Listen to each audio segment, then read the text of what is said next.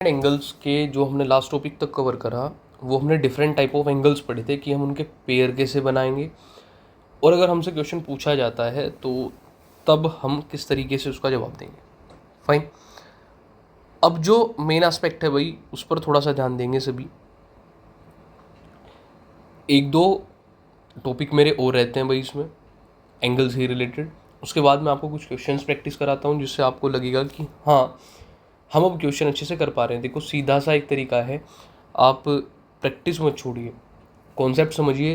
कम से कम 25, 30, 35, 40 जितना आप क्वेश्चन कर सकते हैं मैक्स क्वेश्चन करें, क्योंकि क्वेश्चन के बिना आपको कोई भी कॉन्सेप्ट क्लियर नहीं होगा भाई, समझिएगा। अब इसमें हमारा एक कॉन्सेप्ट बचता है भाई,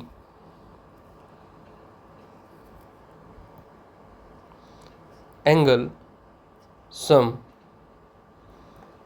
property of a triangle. Triangle की एंगल सम प्रॉपर्टी बच रही है भाई। अभी एंगल से रिलेटेड अभी क्वाड्रिलेटरल भी पूरा पढ़ा है भाई, अभी कोई इशू नहीं है, सारी चीज़ समझाई जाएगी। बट जो बेसिक चीज़ें रह रही है जिससे भी आप क्वेश्चन ट्राई कर सकते हैं मैं वो आपको बताता हूँ। ये है आपका एक triangle, angle A B C. भाई एंगल सम प्रॉपर्टी ये बोलती है कि the sum of all the interior angles of a triangle, it is angle A, angle B, angle C is 180 degree, is 180 degree। ये है भाई सम ऑफ इंटीरियर एंगल्स। और भाई सम ऑफ एक्सटीरियर एंगल्स भी होता है, सम ऑफ एक्सटीरियर एंगल्स, बट सिर्फ triangle का नहीं, पूरे पॉलीगन का भाई।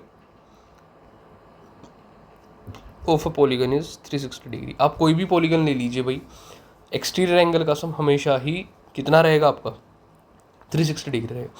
एक्सटीरियर एंगल से मेरा मतलब है, आप ध्यान से देखिएगा, फॉर एग्जांपल आप इसको थोड़ा आगे एक्सटेंड कर देते हैं तो भाई इसके लिए ये एक्सटीरियर एंगल रहेगा। आपने इसे एक्सटेंड करा तो एक्सटीरियर एंगल ये रहेगा, फिर आपने अगर इसे एक्सटेंड करा तो ये एक्सटीरियर एंगल। आप इन तीनों का अगर सम करेंगे भाई, इन तीनों का सम कितना आएगा, हमेशा 360 आएगा।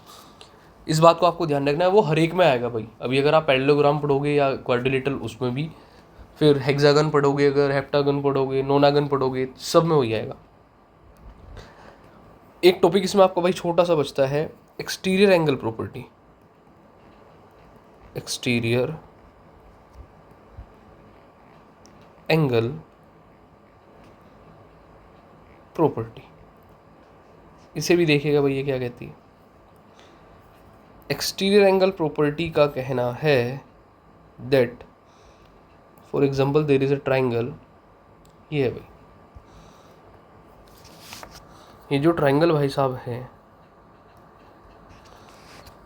इसकी एक साइड को मैं एक्सटेंड कर देता हूँ भाई, ये इसकी एक्सटेंडेड साइड है और उसका है ए बी सी और दिस इज डी।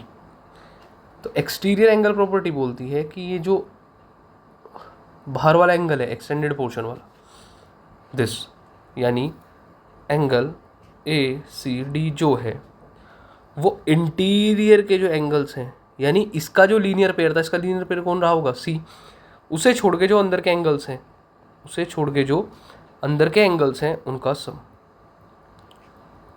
उन्हें छोड़ के जो अंदर के एंगल्स हैं उनका सम। फाइन। इसे प्रूव करने की कोई आवश्यकता नहीं, और अगर आप करेंगे भी तो सुपर इजी है। सबसे पहले आप इसकी एंगल सम प्रॉपर्टी लीजिए, उसके बाद इस वाले एंगल को रिमूव कर देना भाई वहाँ से, यानी सी को हटा दीजिएगा। किसकी फॉर्म में हटेगा, 180 माइनस समथिंग की फॉर्म में। सुपर इजी, ठीक है भाई। तो आपको एक एक्सटीरियर एंगल प्रॉपर्टी का इसका याद रखना है। ये दो चीज़ें हमारी रही थी। अब हम क्वेश्चन के ऊपर आते हैं भाई, फिर हम नेक्स्ट वीडियो में समझेंगे क्वाड्रिलेटरल से रिलेटेड, जिसमें पैरेललोग्राम भी कवर हो जाएगा। फिर पैरेललोग्राम के सब टाइप्स होते हैं भाई, रेक्टेंगल और आपका स्क्वायर, रोम्बस, इस तरीके से। चलिएगा भाई, आज का पहला क्वेश्चन देख लेते हैं, आपका है क्या। क्वेश्चन आपका कह रहा है भाई फर्स्ट देखिएगा ज़रा। अच्छा, रिप्रेजेंटेशन मैटर करता है भैया। रिप्रेजेंटेशन कैसे मैटर करता है मैं आपको बताऊंगा अभी। ये कह रहा है इन the given figure AOC is a line find x। AOC complete एक लाइन है, आपको x फाइंड करना है।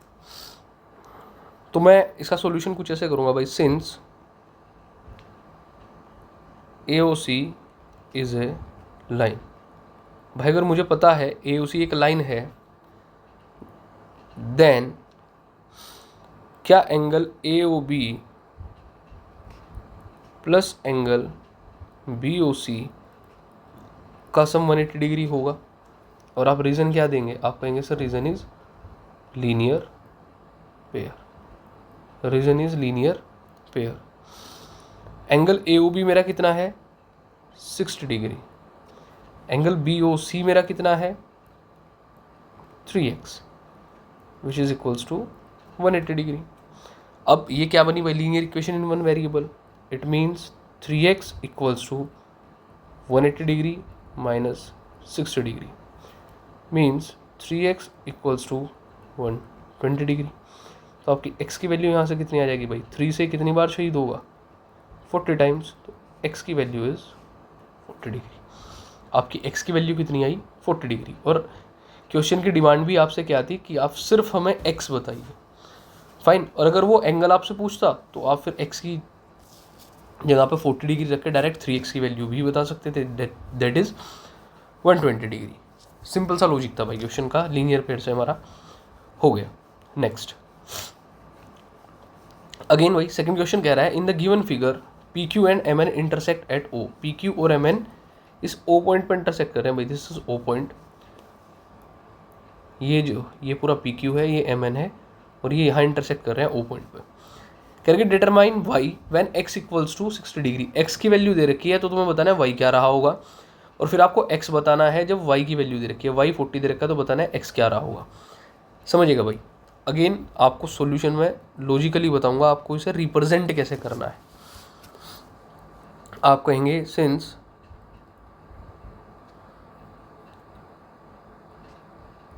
POQ is a line. भाई POQ एक लाइन है, सिंपल सी बात। तो ए पार्ट देखते हैं। तो आप कहेंगे सर 2x प्लस वाई, अभी एक सेकेंड भाई, आपसे पहले एक बार में ही इक्वेशन लिख लें पहले। Then 2x plus y is equals to 180 degree. और आप यहाँ अगेन रीज़न क्या देंगे, reason is linear pair. Reason क्या रहा भाई हमारा, लीनियर पेयर। चलिएगा नाउ फर्स्ट पार्ट, x कितना है 60 डिग्री, तो y कितना होगा भाई, आप क्या लिखेंगे sir 2x plus y is equal to 180 degree. तो y मेरा होगा यहाँ से 180 डिग्री माइनस 2x। वैल्यूज़ रखें भाई, y equals to 180 degree minus 2 into 60 degree.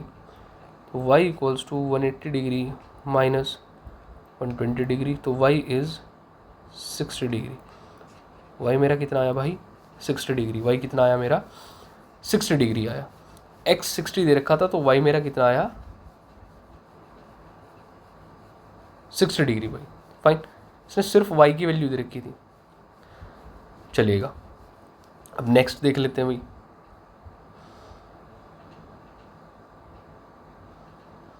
ये हमारा नेक्स्ट क्वेश्चन जो होने वाला है भाई, एक सेकेंड।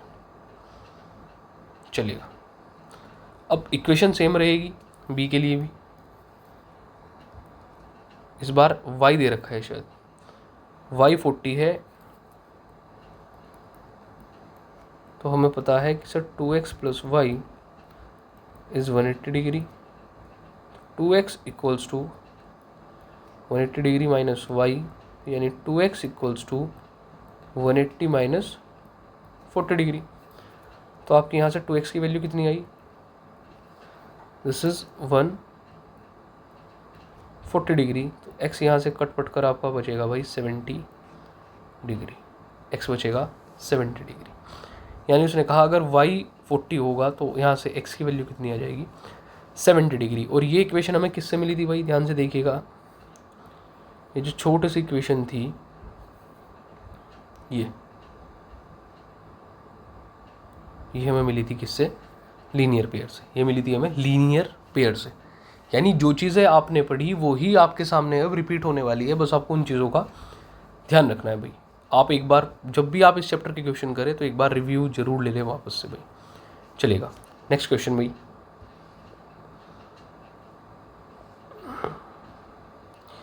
एक सेकंड में जरा इस क्वेश्चन को भाई एडजस्ट कर देता हूँ नेक्स्ट पेज पर। अब देखिएगा भाई,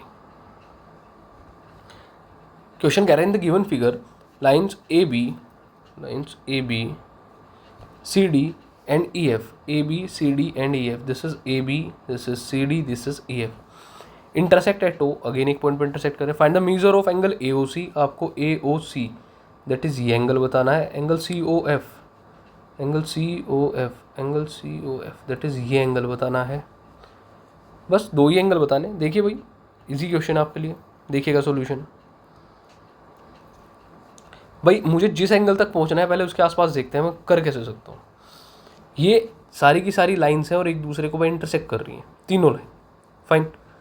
तो यहाँ से एक चीज़ तो पक्की है कि सर अगर मैं इस कंप्लीट लाइन पे देखता हूँ, देखिएगा भाई ध्यान से एक सेकंड, जो चीज़ें मैं आपको समझाने वाला हूँ आपका ध्यान सिर्फ इस चीज़ पे हो भाई। अगर मुझे एंगल ए ओ सी पर पहुँचना है, this is angle A O सी, तो उसके लिए अगर मुझे कंप्लीट इस लाइन का पता करना है, ध्यान से देखना भाई, अगर मैं इसे लाइन को मान के चलूँ तो इसे निकालने के लिए मेरे पास ये एंगल भी होना चाहिए। आपको हर एक पर्सपेक्टिव से सोचना है भाई। दूसरी बात, अगर आपको एग्जैक्टली पर ये सी ओ एफ तो हमें इसमें भी काउंट करना है। चलिएगा नेक्स्ट, अब यहाँ से आपको कुछ चीज़ें और पता लगेंगी, जैसे भाई ये जो लाइंस हैं, ये लाइंस ये क्या कर रही हैं एक दूसरे को, ये लाइंस एक दूसरे को इंटरसेक्ट कर रही हैं पॉइंट ओ पर। तो आपको एक बार ये भी चेक कर लेना है कि सर कोई वर्टिकल अपोजिट एंगल तो नहीं बन रहा है यहाँ। आपको कैसे चेक करना है, एक सेकंड में आपको रफली फिगर ड्रॉ करके बताता हूँ। फॉर एग्जांपल ये लाइंस ऐसे जा रही है ना भाई, तो आपको इस पॉइंट पर ये भी चेक करना है कि सर वर्टिकली अपोजिट एंगल कहाँ बन सकते हैं।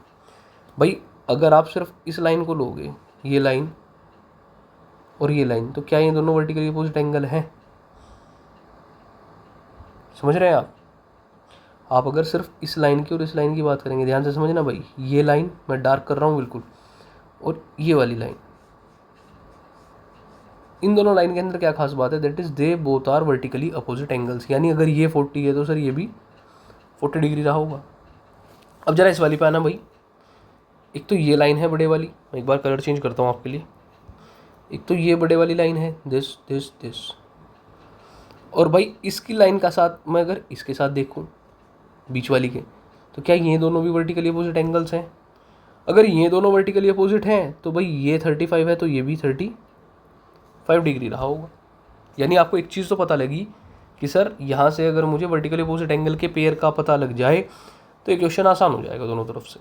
चलिएगा देखते हैं हमने क्या कहा इसके अंदर, सिंस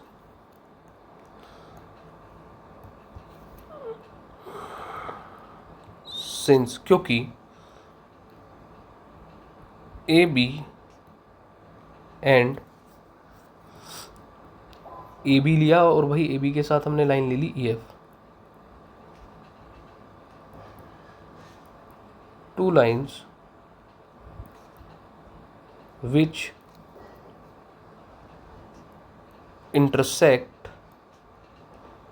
at O, then मैं यहाँ से डायरेक्टली कह सकता हूँ दैट सर ए ओ ई, या आप पहले एक सेकेंड, कौन सा है भाई angle B O F, angle B O F is equals to angle A O E, और आप साइड में लिख देंगे sir reason is vertically opposite angles. Reason क्या रहा, वर्टिकली अपोजिट एंगल्स। यानी यहाँ से आप डायरेक्ट कहेंगे अब कि sir angle B O F भी मेरा कितना आया, दिस इज 40 डिग्री। एक एंगल आपके पास है, आप सारा कार्य अब इससे भी कर सकते हैं। आपके पास बी ओ एफ है। आप अगर इस पूरी को एक कंप्लीट लाइन मानेंगे भाई, समझना ध्यान से, इस पूरी को आप कंप्लीट लाइन मानेंगे तो उसके लिए आपको एक 35 डिग्री, अच्छा इसे हमें रिप्रेजेंट भी करना है भाई, सॉरी। अब नेक्स्ट सिमिलरली करके आप लिख सकते हैं, पूरा कॉन्सेप्ट बताने की ज़रूरत नहीं है। सिमिलरली मतलब पूरा सेम प्रोसीजर फॉलो करके आपको ए ओ सी बी किसके इक्वल आएगा, आपका एंगल ए ओ सी किसके इक्वल आएगा, बी ओ डी के, एंगल बी ओ डी के। ए ओ सी किसके इक्वल आएगा, बी ओ डी के, that is angle A O C is equals to 35 degree. Angle A O C is equals to 35 degree. A O C आपका आया 35 degree. अब आपके पास angles हैं, आपको पहले क्या निकालना था, ए ओ सी। ए ओ सी आपके पास डायरेक्ट आ गया भाई। अब एक और रहा है मेरा सी ओ एफ। सी ओ एफ निकालने के लिए हम कहेंगे since E F is a line, और कार्य समाप्त। Since E O F is a line, E O F क्या है, एक लाइन है, जो कि ई ओ एफ एक लाइन है, तो आप कहोगे कि sir angle A O E, angle A O E plus angle A O C plus angle C O F, angle C O F is equals to 180 degree. Reason क्या है, angle on straight line या फिर straight angle. भाई straight angle कितना बताया था, 180 degree का। तो अब सारी चीज़ें आपके पास है भाई, एक 40 है, एक 35 है, ये 40 है, this is 35 degree, this is angle C O F which is equals to 180 degree. तो आप यहाँ से डायरेक्ट कह सकते हैं sir angle C O F is equals to 180 minus 40 35 means 75 degree. तो एंगल सी ओ एफ यहाँ से आपका डायरेक्टली कितना आएगा, 180 माइनस 75 दैट इज़ 105 डिग्री।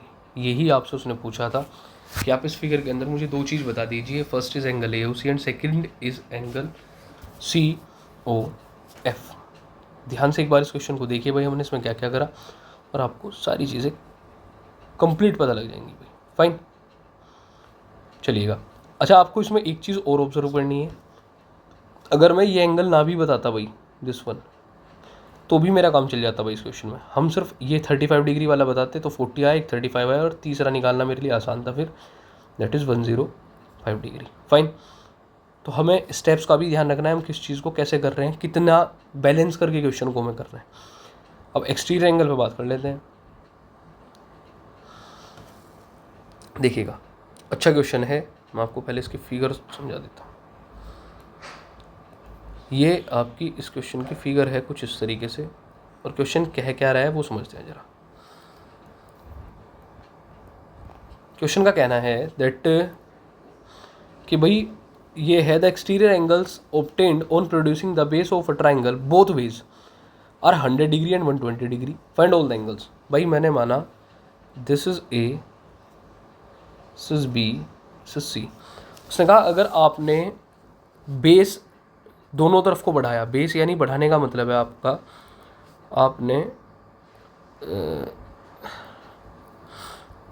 आपने इस बी को इस तरफ बढ़ाया भाई, और आपने सी को इस तरफ बढ़ाया। ध्यान से समझिएगा इस बात को भाई, आपने बी को भी बढ़ाया और सी को भी बढ़ाया। इसकी वजह से जो आपका दोनों तरफ एंगल बने that is 100 degree and this is 120 degree. भाई एक एक्सटीरियर एंगल आपका 100 डिग्री बना, दूसरा 120 डिग्री बना, और आपको कह रहा है कि find all the angles. All the angles means triangle के कंप्लीट एंगल बताइए। देखिएगा भाई सॉल्यूशन। भाई एक बात बताइए, अब इन्हें एंगल्स को हम नाम दे देते हैं भाई, इसका कोई नाम है, पहले तो साइड्स को ही नाम दे देता हूँ, this is E and this is F. Fine, तो यहाँ से आप एक बात बताइए, angle A B C plus angle A B E 180 degree होगा, और रीज़न क्या देंगे आप इसके लिए, लीनियर पेयर। रीज़न क्या देंगे, लीनियर पेयर। कोई इशू भाई यहाँ तक? नेक्स्ट, ए बी सी कितना है मुझे निकालना है, and angle A B F is 100 degree, तो ये हो जाएगा मेरा 180 डिग्री। तो angle A B C will be equals to 180 degree minus 100 degree. तो एंगल ए बी सी कितना आया? 80 degree. Angle A B C is 80 degree. Next, similarly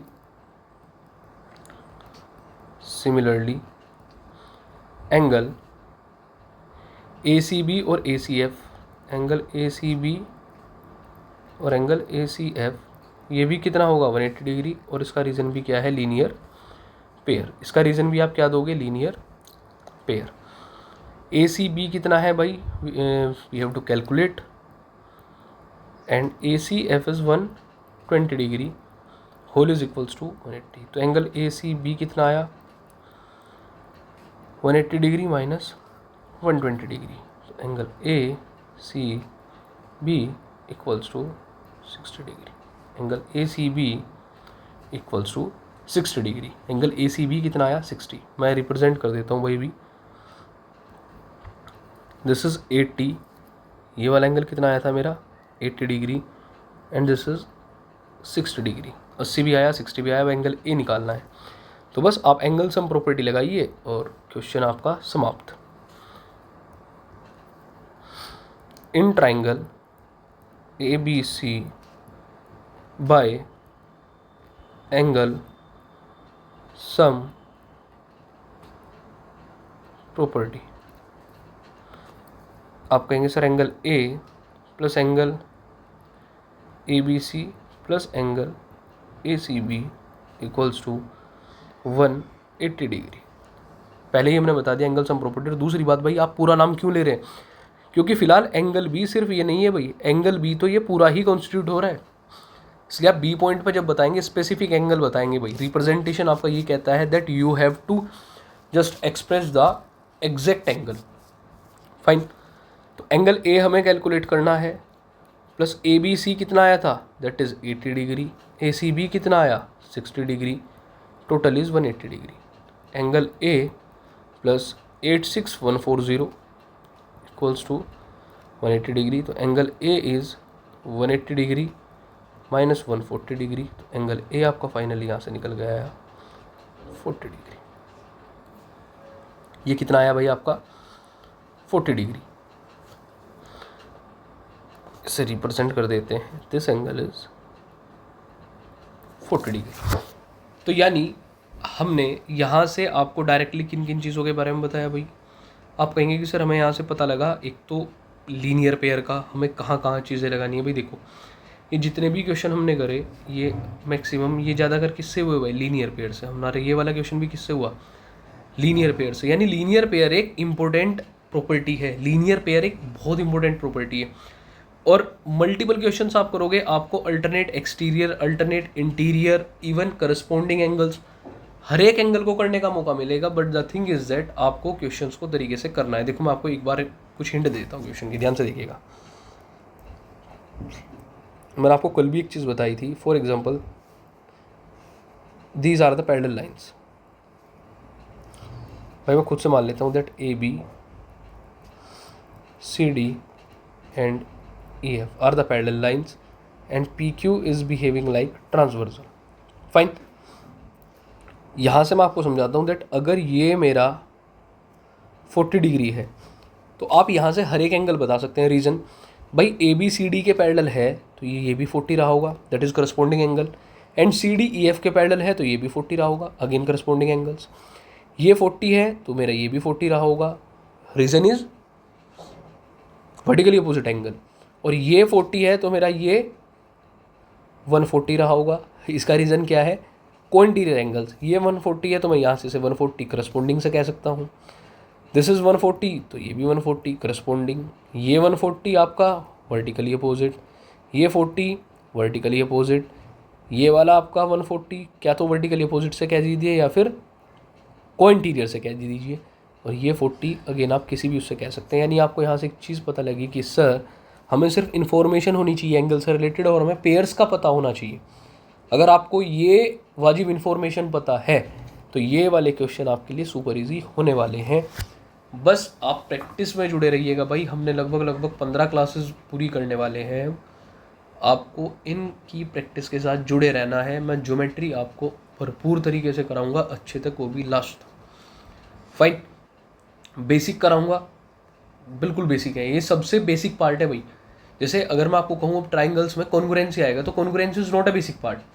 congruency आपके लिए थोड़ा सा एडवांस में आ जाएगा, बट ये सब बेसिक पार्ट है। और मैं हर एक चैप्टर का आपको सिर्फ बेसिक पार्ट करा रहा हूँ भाई, हर एक चैप्टर से सिर्फ और सिर्फ बेसिक पार्ट, जिससे आपके बेसिक में कोई दिक्कत ना रहे। क्योंकि जब आपको टीचर वहाँ क्लास में पढ़ाएंगे या हम पढ़ाएंगे, जो वीडियोज़ देंगे, तब तो हमें एडवांस क्वेश्चन करानी है, बट आपको इन चीज़ों का पता होना अति आवश्यक है। अब नेक्स्ट वीडियो में मिलते हैं भाई। आज इसे विराम देते हैं यहीं। हमने 3-4 क्वेश्चन जो भी करे, ये गुड क्वेश्चंस थे, अच्छे क्वेश्चंस थे, और बेसिक तैयार करने के लिए ठीक है, इम्पोर्टेंट है। अब आप प्रैक्टिस कीजिए भाई, अपनी practice makes your maths perfect. मिलते हैं नेक्स्ट वीडियो में। शेयर कर दीजिए भाई। Thank you so much.